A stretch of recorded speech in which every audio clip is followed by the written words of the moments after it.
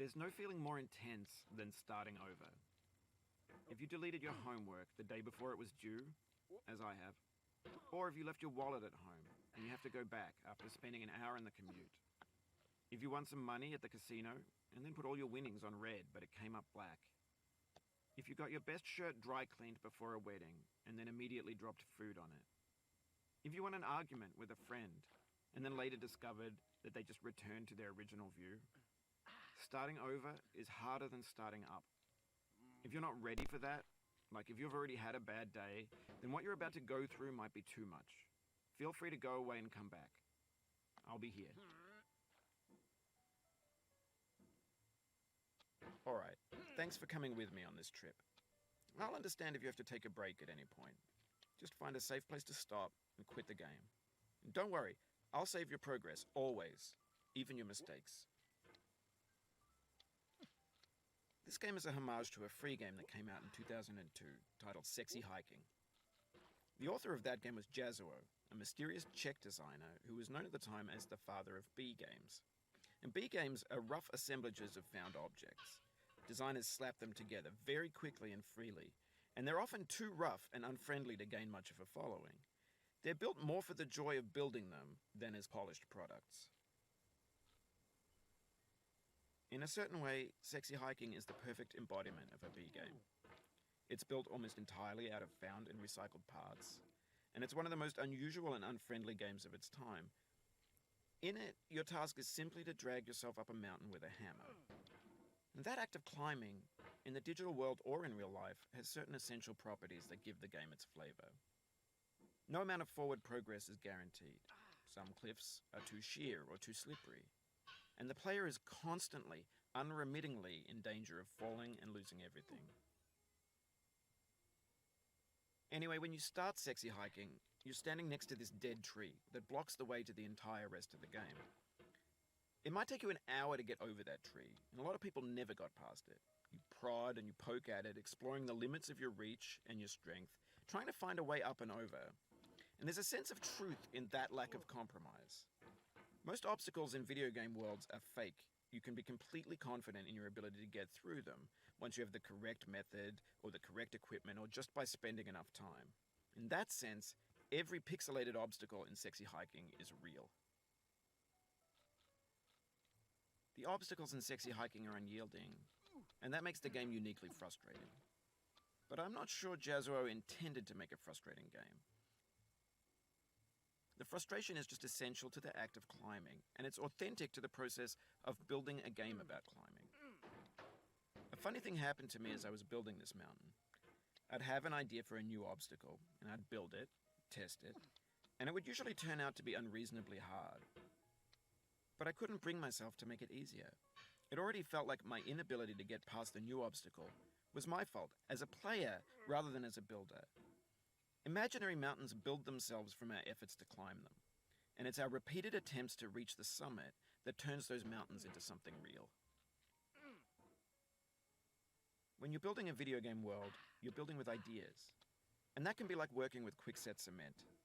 You mold your ideas into a certain shape that can be played with, and in the process of playing with them, they begin to harden and set until they're immutable, like rock. And at that point, you can't change the world. Not without breaking it into pieces and starting fresh with new ideas.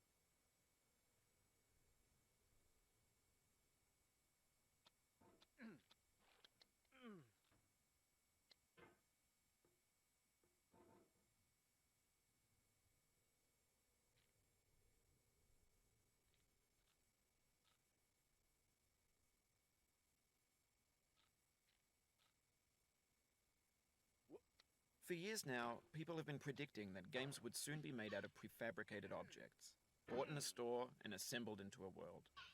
And for the most part, that hasn't happened, because the objects in the stores are trash. I don't mean they look bad or that they're badly made, although a lot of them are. I mean they're trash in the way that food becomes trash as soon as you put it in the sink. Things are made to be consumed and used in a certain context, and once the moment is gone, they transform into garbage. In the context of technology, those moments pass by in seconds.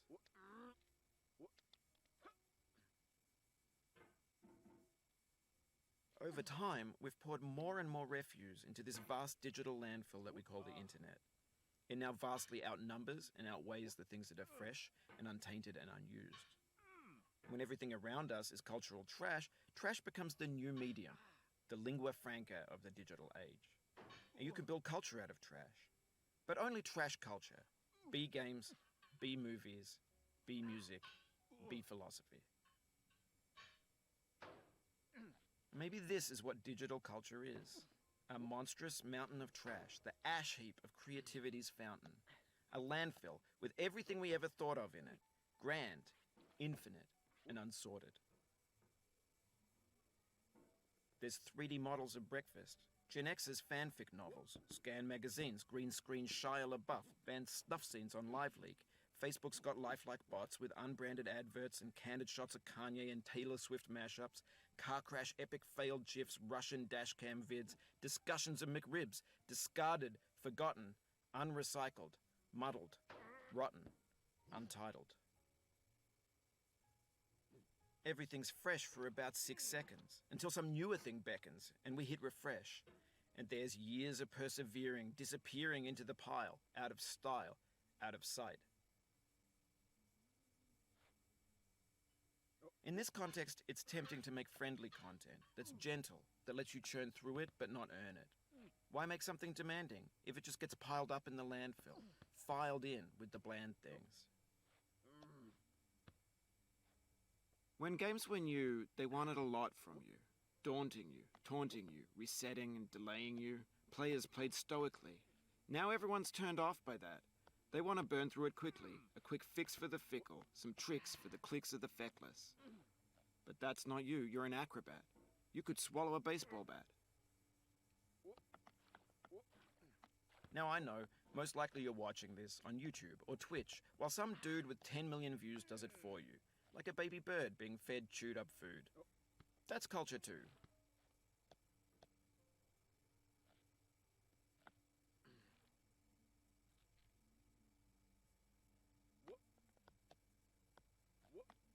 But on the off chance that you're playing this, what I'm saying is, trash is disposable, but maybe it doesn't have to be approachable. What's the feeling like? Are you stressed? I guess you don't hate it if you got this far. Feeling frustrated?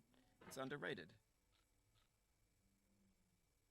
An orange is sweet, juicy fruit locked inside a bitter peel. That's not how I feel about a challenge. I only want the bitterness. It's coffee.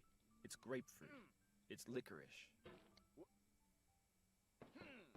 Oh, you just lost a lot of progress. That's a deep frustration, a real punch in the gut. Oof, sorry about that.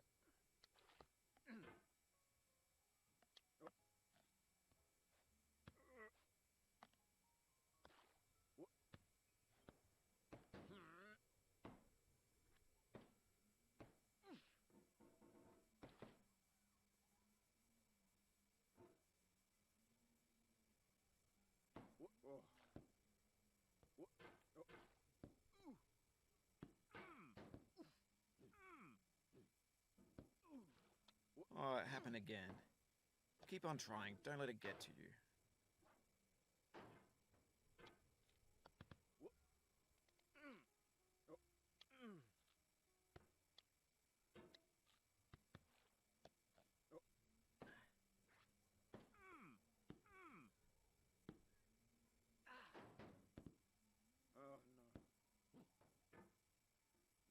This thing that we call failure is not the falling down, but the staying down. Mary Pickford.